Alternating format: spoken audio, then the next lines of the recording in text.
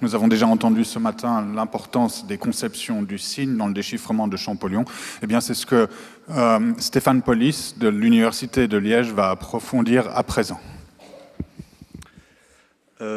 Merci Andreas et merci aux organisateurs nombreux de cette magnifique conférence. Alors il serait aujourd'hui facile et amusant, certes, mais un peu gratuit, de proposer un examen diachronique de l'évolution des conceptions du signe hiéroglyphique chez Champollion, et ce, depuis ses essais de jeunesse jusqu'à son déchiffrement. Les revirements du père de l'égyptologie en la matière ont en effet été nombreux, et l'éloquence de ses propos est d'autant plus choisie qu'il se fourvoie lourdement dans son analyse. On ne saurait pourtant lui en tenir rigueur, car s'il est un enseignement que Champollion a laissé à la postérité, enseignement qui dépasse de beaucoup le champ de l'égyptologie, c'est que l'on a le droit, et peut-être le devoir, de se tromper. Et qu'en bonne méthode scientifique, l'analyse des données empiriques permet de remettre en cause les dogmes les plus tenaces que le monde savant tient pour acquis. Le dogme en question, c'est le principe, alors tenu pour absolu, voulant que l'écriture hiéroglyphique soit uniquement composée de signes d'idées. Une conception héritée d'auteurs grecs et latins qui a fait tant couler d'encre du Moyen-Âge au temps moderne, comme Pascal Vernus nous l'a précisé.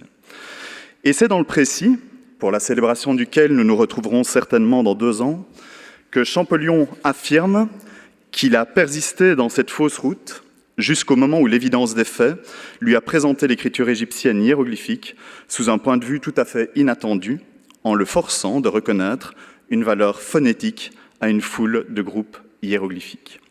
Alors voilà qui est dit et bien dit, et je pourrais vous remercier ici, car la leçon est belle, et nous serions fondés à en rester là.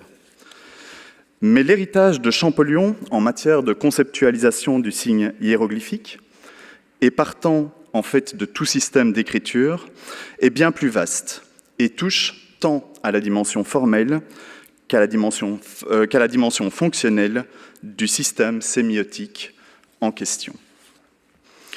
Alors, pour explorer cet héritage, je vous propose de partir de la première, qui est le point de départ d'une remise en cause de la nature du système hiéroglyphique chez Champollion, pour arriver à la seconde, qui concerne plus directement la fonction des signes hiéroglyphiques, et enfin, de revenir par une forme d'effet de retour à la première qui est au centre d'enjeux très actuels en égyptologie aujourd'hui. Il est important de comprendre que la doxa qui prévaut, et on en a déjà parlé, avant le déchiffrement, est majoritairement celle d'une corrélation entre forme et fonction. Si l'on pense déjà que l'écriture démotique pourrait être une lointaine descendante de l'écriture hiéroglyphique, on conçoit que cette évolution va de pair avec une évolution du système qui, d'idéographique, serait devenu phonographique, ou disons alphabétique, pour employer les termes d'alors.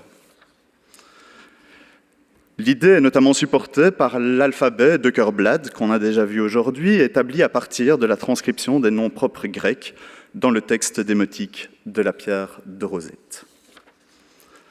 Cette corrélation est remise en cause par Champollion dans 2 mémoires qui ont été lus à l'Académie des inscriptions et belles-lettres à la fin 1821. Ces 2 mémoires sont largement inédits et donc on en parle rarement, mais ils sont pourtant cruciaux dans l'histoire du déchiffrement. Dans le premier, dont Yvan vient de parler, consacré à la tachygraphie hiératique, Champollion montre, à partir d'une étude paléographique fine de chapitres du Livre des Morts, qu'il appelait alors le grand rituel funéraire, que l'on peut établir une correspondance signe à signe entre les versions hiéroglyphiques et les versions hiératiques des chapitres qu'il étudie, et qu'il peut rapprocher grâce à la présence de vignettes, c'est-à-dire de représentations figurées, similaires dans les différents manuscrits. D'un point de vue paradigmatique, les unités des 2 écritures sont donc les mêmes. Seul le degré de cursivité, ainsi que des paramètres syntagmatiques d'orientation et d'organisation spatiale diffèrent. Dans la mesure où les unités des 2 écritures sont les mêmes, Champollion en conclut très logiquement que nous sommes fondés à conclure que les signes des papyrus ne sont point alphabétiques, comme on l'a pensé jusqu'à présent, que chacun des signes considérés isolément n'est point une lettre, mais un véritable signe direct ou indirect de choses, et non pas un signe de voix, de son ou d'articulation. L'identité formelle implique donc une identité fonctionnelle. Des signes qui sont fondamentalement des images ne peuvent participer que d'un système idéographique. Ils ne peuvent représenter, de manière plus ou moins médiate, que des choses et des idées dans les mots de Champollion. Son second mémoire, consacré à l'écriture démotique, est présenté à l'Académie à la fin 1821. Et il enfonce le clou, puisqu'il y démontre que les signes démotiques de l'inscription Tronzette sont formellement rattachables à et dérivables de ceux des papyrus hiératiques qu'il avait étudiés dans son premier mémoire, eux-mêmes pouvant se rapporter à des signes hiéroglyphiques. C'est alors que devint, et je cite, « bien évidente l'intime liaison entre les trois systèmes d'écriture, hiéroglyphique, hiératique et le démotique. » Si ces trois écritures diffèrent bien évidemment dans leur forme, la chose est à présent acquise et démontrée pour la première fois par Champollion, la nature des signes est fondamentalement identique. Il s'agit d'un seul et même système d'écriture qui est actualisé par des normes graphiques qui diffèrent en fonction des contextes d'emploi et des périodes de l'histoire pharaonique. Partant, la nature du système doit donc être identique dans les trois cas, ce qui signifie pour Champollion en 1821 un système de nature strictement idéographique. Il faut bien sûr expliquer l'utilisation de caractères alphabétiques pour noter des noms propres étrangers, utilisation qui avait été démontrée par Åkerblad et Jung, dont on a déjà parlé, et c'est ce que Champollion justifie par une pratique exogène à la représentation des mots propres à la langue égyptienne. Les Égyptiens possédèrent bien dans leur système d'écriture vulgaire une espèce d'alphabet pour exprimer les sons des mots et des noms propres étrangers à leur langue, mais qu'ils n'appliquèrent point cet alphabet à la représentation des mots propres à la langue égyptienne. De ces deux mémoires, on peut donc retenir deux points essentiels. Tout d'abord, Champollion y démontre une parenté formelle entre les grands types d'écriture égyptienne, et ce faisant, il conçoit, dans le sens plein du terme, l'unité fondamentale des différentes normes d'écriture utilisées en Égypte, qui ne forment qu'un seul et même système. Et il donne, en fait, en passant, une leçon de taille à tous les déchiffreurs. Sans une acribie paléographique constante et une sensibilité philologique aiguisée, il n'est point de salut, car c'est sur ces bases purement formelles, à ce stade, qu'il démontre l'unicité du système et qu'il accroît de ce fait d'autant le nombre de sources qu'il pourra utiliser pour valider son déchiffrement. Deuxième leçon, contrairement à ce devancier, il ne corrèle pas l'évolution formelle des signes à une évolution fonctionnelle qui irait de l'idéographie à l'alphabet. Un même principe de fonctionnement doit gouverner ces écritures qui ne diffèrent qu'en apparence. Il s'agirait dans tous les cas d'une idéographie, mais le principe fondamental qui doit être retenu, c'est évidemment que c'est un seul et même système fonctionnellement. Le principe idéographique, on s'y arrête un instant, Champollion le définit alors comme suit. L'Égyptien ne faisait qu'appliquer rapidement à chaque signe d'idée le mot qui, dans sa langue, rappelait cette même idée.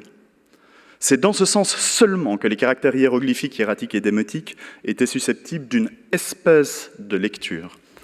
Les Égyptiens faisaient sonner, si l'on peut, sonner, si l'on peut s'exprimer ainsi. Et il faut s'arrêter ici un instant, car cette conception de l'idéographie, qui irrigue toute l'œuvre de Champollion, diffère assez radicalement de celle qui pourra être retenue, ou qui a été retenue par plusieurs de ses successeurs, dont Lepsius, j'y reviendrai dans un instant, qui va retenir le terme, mais l'associera à la notion que l'on nomme aujourd'hui de logogramme, de signe-mot, Wortzeichen en allemand, comme l'a très bien montré Wolfgang Schenkel, avec une influence durable sur toute l'école de Berlin et partant sur l'égyptologie dans son ensemble. Alors, l'épiphanie et le changement de paradigme arrivent évidemment En sous-texte, dans la lettre à Monsieur Dacier, dont on célèbre le bicentenaire cette année, puis de manière plus explicite dans le précis du système hiéroglyphique, dont de larges extraits sont repris, pour ainsi dire verbatim, dans sa grammaire. L'écriture égyptienne, comme nous l'a dit Pascal Vernus, comptait 3 classes de caractères pour Champollion, les caractères mimiques ou figuratifs, les caractères tropiques ou symboliques, et les caractères phonétiques ou signes-sons. Avant de revenir à cette catégorisation fonctionnelle, il me faut souligner le rôle crucial que ce changement de paradigme constitue non seulement pour l'Égyptien, mais aussi pour tous les déchiffrements à venir, et en fait, plus largement, pour notre compréhension des Écritures du monde. Car, comme on le sait aujourd'hui, en dehors des épisodes de création, il n'y a en fait aucun système historiquement attesté qui ne soit une pure idéographie, un pur alphabet ou un pur syllabaire tel qu'on le pensait alors. On observe toujours peu ou prou un mélange de fonctions sémographiques et phonographiques dans les écritures du monde, y compris dans nos écritures alphabétiques contemporaines.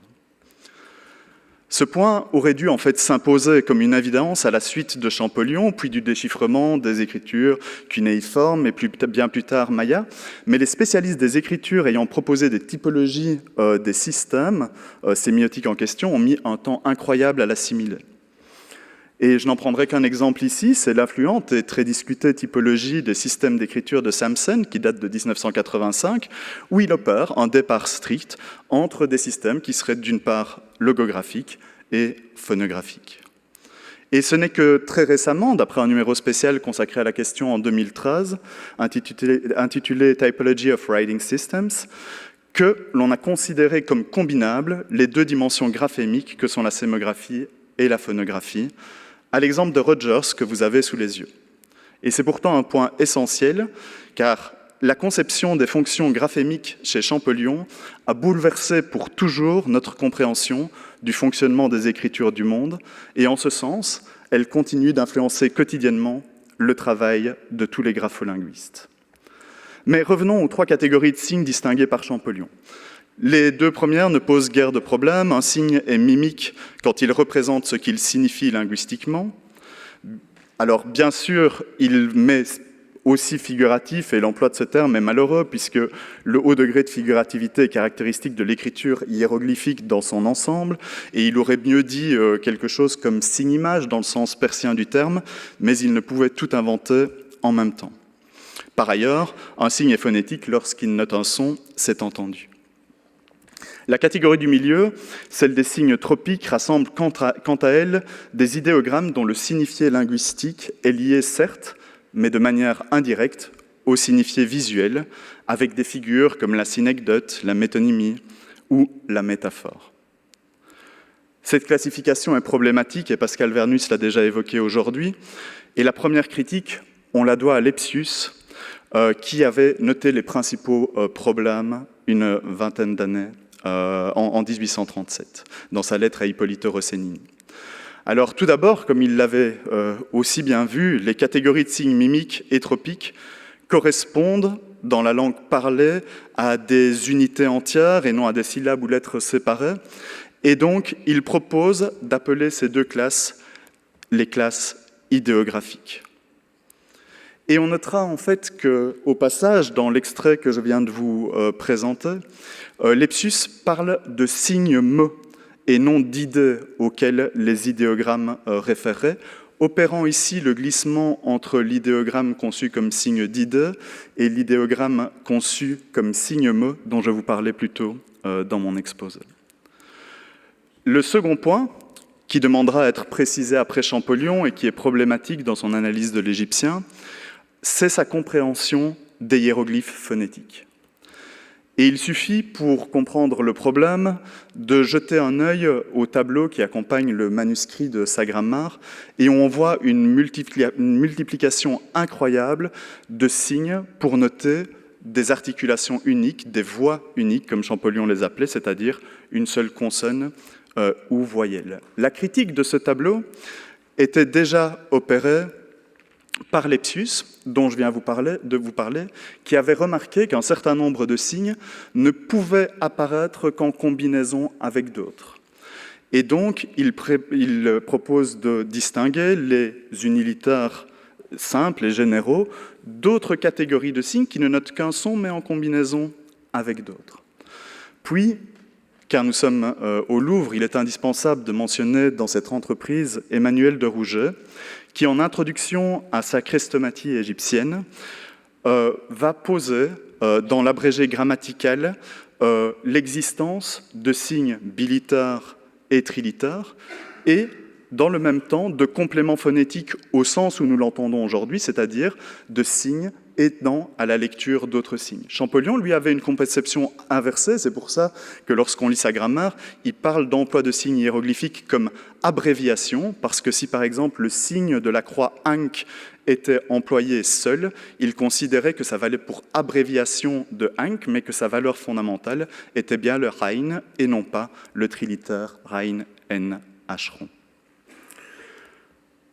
Pour conclure, il faut insister sur le fait que Champollion a été sensible à toutes les dimensions de l'écriture égyptienne, depuis ses dimensions les plus plastiques, et vous en avez ici un exemple dans un magnifique manuscrit des archives de l'IFAO, avec les couleurs et le respect des formes et des dessins, jusqu'à sa dimension la plus typographique, même si c'est un abus de langage, puisqu'il n'existe pas de véritable typographie chez Champollion.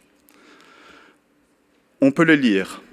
Il nous dit, dans un manuscrit de sa grammaire, l'écriture hiéroglyphique étant par essence destinée à la décoration des monuments, on ne négligera rien de ce qui pouvait concourir à la précision, à l'élégance ou à la richesse des caractères si nombreux et si variés que ce système graphique avait pour élément. On sait que dans sa grammaire, c'est le dessinateur Cherubini qui va se charger de préparer les dessins qui seront après reproduits dans les versions imprimées, et que Champollion y produit ce qui constitue la première classification des signes hiéroglyphiques que nous ayons, avec une classification allant des lettres de A à P, et il compte à ce stade moins de 900 caractères, je cite, évidemment distincts, mais énormément de variantes se presse-t-il d'ajouter. Cette catégorisation par thème ou par élément représenté, il la justifie en fonction des échelles copto-arabes qui organisaient le lexique de manière similaire. Par ailleurs, Champollion, dans ses différents voyages et dans ses entreprises de collecte de sources et de manuscrits, va aussi être, et non pas paradoxalement, mais de manière complémentaire, l'inventeur de nos hiéroglyphes standards contemporains. Pourquoi ? Parce qu'il a copié du texte au kilomètre, que ce soit dans les tombes thébaines en Égypte ou au musée égyptien d'Italie sur son chemin ainsi qu'au Louvre. Et donc, il a conceptualisé le signe hiéroglyphique dans une tension entre la normalisation nécessaire à la transmission d'une quantité de texte importante et le souci par ailleurs paléographique nécessaire à une compréhension de cette culture de l'écriture visuelle, et je suis certain que Dimitri Mex en parlera bien mieux que moi demain. Alors, pour conclure, on peut dire que Champollion a ouvert la voie à bien des déchiffreurs par le changement de paradigme qu'il opère dans la compréhension des mécanismes des systèmes d'écriture du monde, mais qu'au sein de l'égyptologie, on lui doit au moins une triple conceptualisation. La première est relationnelle, c'est de comprendre comment l'ensemble des écritures d'Égypte se rapportent les unes aux autres. La deuxième est fonctionnelle, puisqu'il est le premier à imaginer un système mixte. Et la troisième est graphétique ou plastique, comme vous voudrez, c'est d'avoir une conceptualisation de cette tension du signe hiéroglyphique entre la dimension la plus figurative et plastique et la dimension la plus standardisée et linguistique. Je vous remercie pour votre attention.